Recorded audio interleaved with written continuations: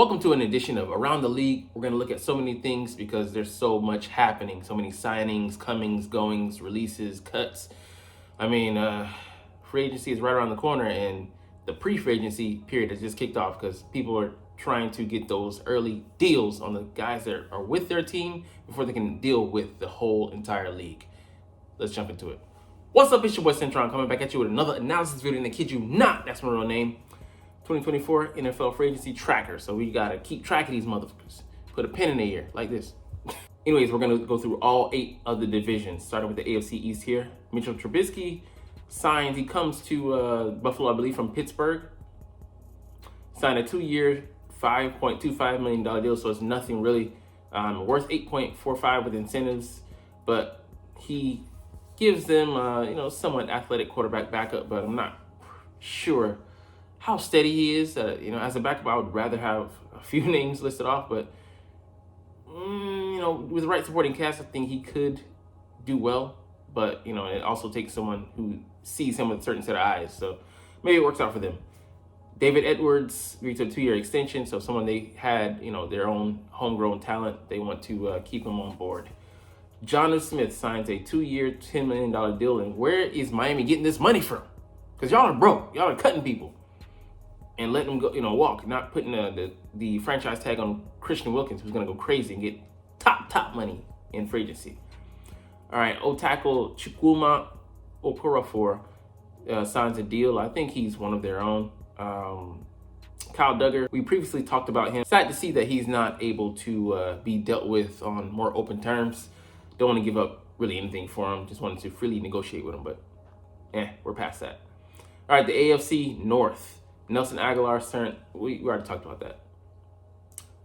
We already talked about these 2 things as well as that one. Nothing really happening there for us. As we talked about these as well. You've also already talked about these things happening in the AFC South. I think we mentioned Ezra Cleveland, but just for, covering our bases, he agreed to a 3-year, $28.5 million deal. So, rising talent, that's still on the cheap, but a good deal for the Jaguars there to try and protect their guy, the Prince. Long snapper, who really cares, to be honest. L'Jarius Sneed, we're going to just go back to this because there's someone below that signed a deal. And this is going to be the starting negotiating point with him. $19 million. Why would he move off of that? So even if he came to Philly, $19 million over 3 years, $57 million, that's a boatload. And we still have 2 corners that we're paying, $12 million and up. It's crazy. So on top of that, we have to pay a penalty. By way of that, I mean a draft pick compensation. So let's say we give up a 2 for him, and it's going to be fiercely competitive. I don't think anyone's giving up a 1, but money talks. It's just a double fee. This was always a pipe dream. But Drew Tranquill getting this contract, 3 years, $19 million, similar to what we could have paid TJ Edwards to stay here in Philly, but we let him go. Taking away one of those options. He would have been a quality option out on the free market. They're actually going to let Willie Gay go. So they had their choice of either guy, and they chose to keep the more Tranquill option. But Willie isn't a bad option, but I think he's offers you more inconsistency. Not he has a great amount of potential. He's still only 26 years old. But that being said, it's telling that they brought in, Tranquill last year as a free agent and then decided to re-up with him. And this man here, I won't get over this.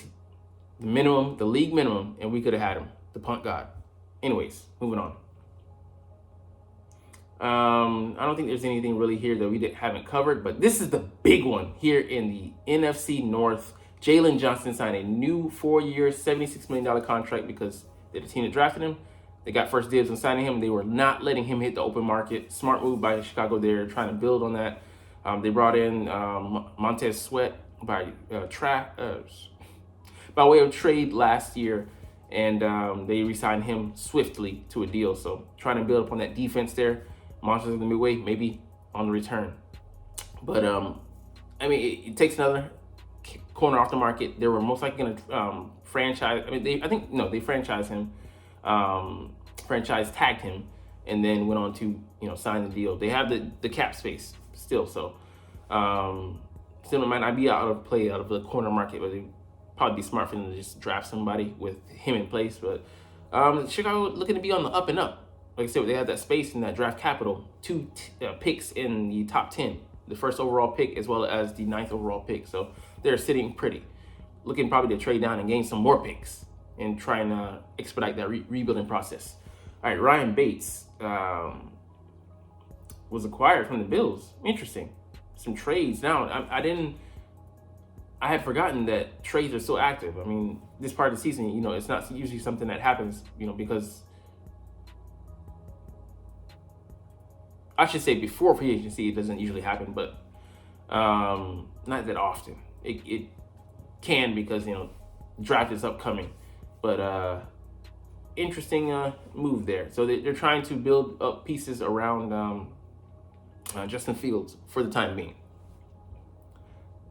All right, let's see. I think we talked about Emmanuel Mosley being re-signed, as well as Jalen Reeves-Maybin, 2-year, $8 million deal. They're just trying to shore up that defense there, not leave everything unturned. And linebackers are not the most expensive these days, so good deal for them. Who cares about a long snapper again? We talked about Brian Burns. This one heard nothing of because there's just so much news coming in. But Tyrann Mathieu signed a new 2-year, $13.75 million deal, $10 million guaranteed. So he got his money up front. He's 31 years old, 11-year vet, still worth something.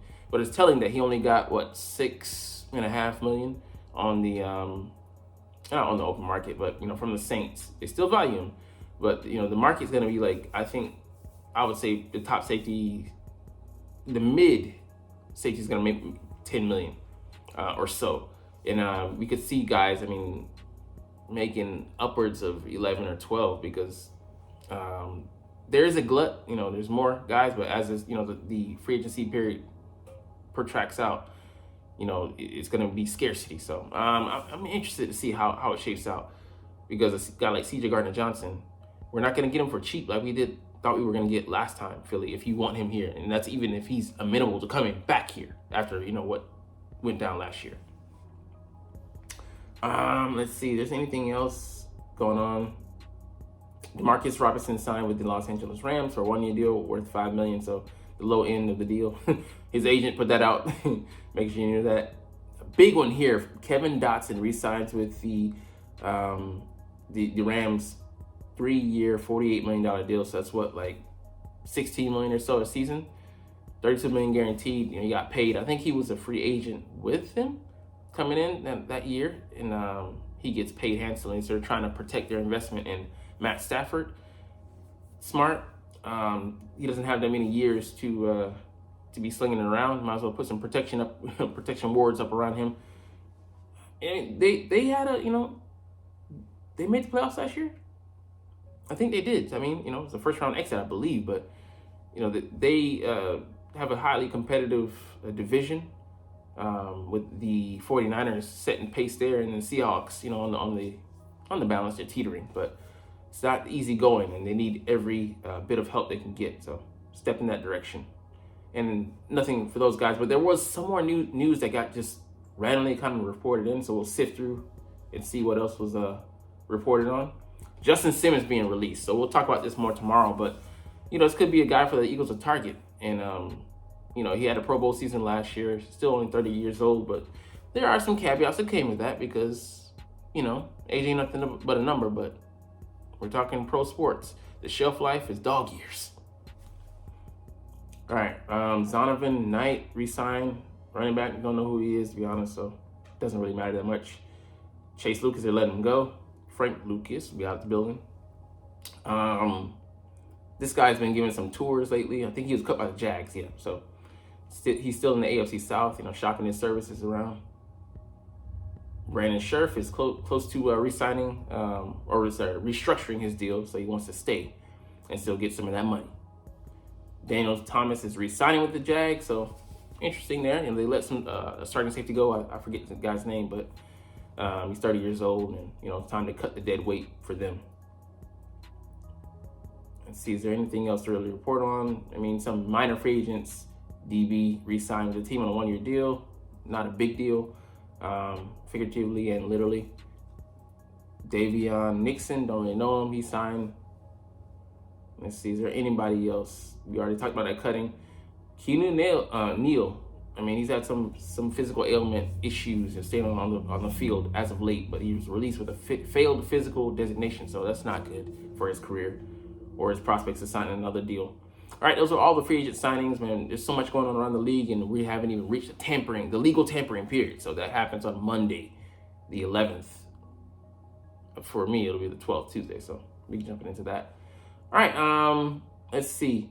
AFC free agency needs. So we'll be going over the free agency needs of the opponents that the Eagles will face in the AFC. The NFC is going to be released tomorrow. I'll cover that, but you're not even watching, so it doesn't matter. I'm just wasting my breath explaining here. Let's see, who are our AFC opponents? I think we have 5. So this list picture tells us all who we're going to face in 2024. So we face the AFC North, the Bengals, the Ravens, the Steelers, the Browns, and then our other guess who team is the Jaguars.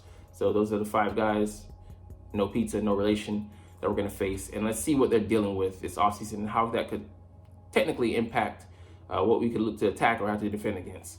So up first here, the Ravens, O-line, wide receiver, and edge. So they're facing some issues with their starting tackle, Ronnie Staley. He's been hurt the last couple of seasons. Started very promising in his rookie year and just hasn't been able to stay healthy. So those ankles giving him issues. Morgan Moses, a journeyman, I guess he held down the fort for them kind of, but he missed some issues as well. So they're probably going to draft somebody. Receiver, kind of a revolving door. They re-signed Nelson Aguilar to a 1-year deal, but they still probably need a guy or 2 there. But they got Zaytoven, that boy Zay Flowers, nice, and I think Devin Duvernay there. I mean, it's a couple guys, Rashad Bateman. So a solid core, but they could always look to build. An edge, a couple guys leaving like Jadeveon Clowney, gave them 71 pressures. I mean, the guy, he's matured into a nice guy, still a bigger run supporter than like Flasher from getting to the quarterback, but he can do that, especially playing off against somebody like the edge rushers they have there currently. So they'll still look to address it, but the middle of the defense is solid, even with Patrick Queen set to leave. Let's see who else. Bengals. So they need D tackle, tight end, and O tackle. So they just need one guy. Jonah Williams is headed into the market, but they might look to draft someone. I know their left tackle is pretty set. When they stole, what's his name, the big tackle from Kansas City. So they just need one guy to bridge it there. The tight ends, they didn't really shine last year, so they might look to bring someone in. And then D tackles, they've been slotted with, I forget the guy. What do you call it? Jonathan Zinger. But they're definitely gonna address it, probably most likely in the draft. So we'll see how they deal with that. The Cleveland Browns, wide receiver, D tackle, and O tackle, similar to the other teams. It's hard to find good linemen, man, in the league. It's hard to develop them, and it's hard to identify those guys and then pry them away without paying too much. We've been fortunate that we focus on that in Philly, and it's worked out for us. All right, Jack Conklin is expected to be healthy. So some guys on the men, receiver, Amari Cooper.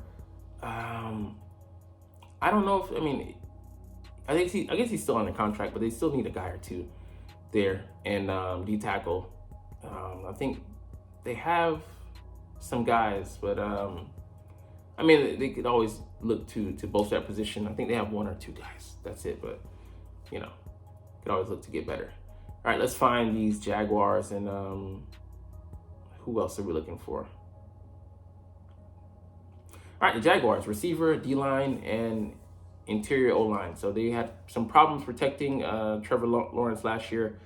Right guard, they're negotiating with him, so I think they're going to keep him. But they could still use a guy or 2, I think, center, left guard, or just, kind of so-so. Receiver, Kevin Ridley is going to be out. he had hit 1,000, but I think he's going to get more on the open market than they're willing to pay for. And he was kind of inconsistent. He didn't really, pay off for them. I mean, he could. I don't know. I don't think they're gonna look to re-sign him. D-line. I mean, they Josh Allen. I think they're gonna keep him, but looking for running mates behind him, and then I think on the interior as well. They had to release some guys. I mean, just money there. This guy shopping the services that used to be with them. Let's see. I think we have one more team we need to cover. The Pittsburgh Steelers. So quarterback, tackle to cornerback. I just stating because Joey Porter Jr. is going to hold down one side, and they have mocked to them, a couple guys, and they don't need a number one, so they're fortunate in that. But Patrick Peterson, I think he's long in the tooth right now. So I think he's closer to the end. I would say 2-3 years max. Probably a year or two is more realistic. But they're gonna let they release Mitchell Trubisky. Mason Rudolph is gonna be gone. Kenny Pickett, the last guy standing. But they're probably gonna look to bring in someone that could be Fields, that could be you like that, Kirk Cousins, or Russell Wilson. That's a big transition, and they don't have that much cap space. So quarterbacks, they need that money. So if you're not going to draft a guy, and then you're resetting the clock basically with Kenny, previously being the guy that you spent that draft capital on, and you don't have to answer there. That's a big question to have to answer. So cornerback, yeah, we addressed that. Tackle. They look to draft somebody. Broderick Jones gonna I think he can hold down one spot, or he's at least in the running to do that. But they're gonna draft someone high. They need someone to help out with the other bookend side. So interesting, man. But I would have loved to have this guy, but we didn't see fit to draft any of the top corners last year. Damn, come on, Philly. All right, those are the guys we're gonna face. We're getting into one more thing, and that is a mock draft. I know you're probably tired of these, but you're not even watching it. You only get to this point in the video, but I love looking at them. Just getting name familiarity, looking at who we're most likely gonna take, and let's just go down the list. Let's just go with everybody. All right, Caleb Williams, automatic. Jaden Daniels over Drake, kind of controversial, but I would love that pick for them. JJ McCarthy, you're now nowhere near where we are right now, so get off my screen, son. Drake May, that would be a quick turn-in pick for the New England Patriots. Marvin Harrison, again, they're turning the cards as quick as they can. Generational kind of talent. Rome Odunze, again, for them, easy. They have such speed with him, and size with him and Quentin Johnson. JJ McCarthy, that'd be kind of a surprising pick for me, and I think it's too high, way too high for him. But again, setting back the division rivals, I would love it to do it. Joe Alt, put him next to Skoronski, and you got you're starting out with a very good O line there.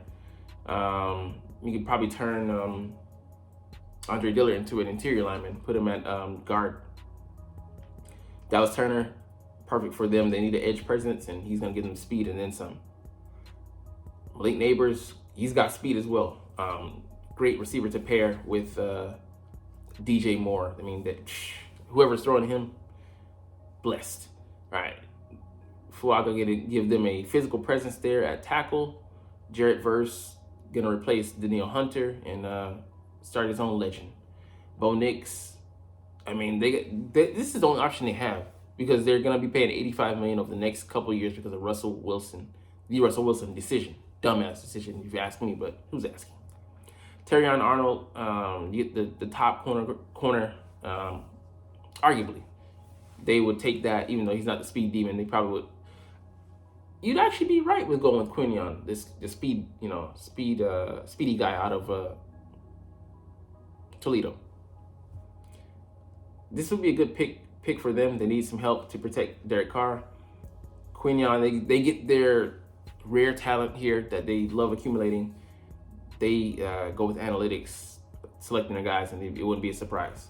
I'd be mad as hell though. Byron Murphy fits what they need on the interior there, and a cheaper option for them to go, or a route for them to go. Brian Thomas, plugs up that receiver hole we were just talking about, and then it's for the cheap. J.C. Latham plugs up that tackle hole that we were talking about, and they get a superior talent there. Huge tackles with Orlando Brown and him. Latu, he's solid. He's like, I mean, I think, yeah, you put him next to like someone like Aaron Donald, and then you got, you know, the pass rush moves he has in his arsenal already. You might have something. Amarius Mims, they get the tackle like we talking about. They fill in the spot there. Younger guy, only 8 starts over the course of, I think, 3 years. So some questionable there, but you know, he has the talent. Brock Bowers, they get, you know, weapon there. Would explain why they're signing a mentor right now for him in free agency. Chop Robinson, I would love this pick for the Eagles, man. We get a starter off, not starter, a guy off the edge who could come and learn from hopefully a guy like Brandon Graham and give us, you know, presence on that edge. He plays the, you know, the run pretty well. Speedy guy, can put that speed to use. He can drop in coverage. Man, I would love this pick and focus on some other positions like tackle later in the draft, because we have that luxury with the depth at certain positions in this draft. At receiver as well. Nate Wiggins would make sense pairing with Stingley. Tyler Guyton replacing Tyron Smith. Troy Fautano replacing David Bakhtiari. Jackson Powers Johnson, they need help all over the line, so grab them some. Arizona getting a good starting caliber young corner here, and Kool-Aid. Adonai Mitchell, pair him up with Stephon, and then he's replacing Gabe Davis. Some of that production, that speed element gets dangerous there in Buffalo. Detroit helping out on their line there. I mean, you know, I think they're one lineman away from competing with the Eagles to have the best line. So just another, you know, he ran slow, powerful guy, but perfect place for him there in Baltimore to learn how to further destroy quarterbacks. Like it for them. You know, feisty corner, I think he would fit their personality. I don't like him as a prospect for us, but, you know, maybe it works out for them. And Xavier Worthy would just be so fitting to give a Tyreek Hill ilk replacement for Kansas City and watch them burn the league down to the crisp edges. All right, that's it. You know, this ain't nothing here, but you're not even watching though, but it's all good because I love talking about the Eagles and I love making these videos. So we're going to chunk the deuces officially. But as always, it's fly, Eagles, fly, and let's motherfucking go. Like, comment, share, subscribe if you Thanks for watching. Check me out at Cintron, Cintron Anime, Cintron Life, or Cintron Laughs, or other social media.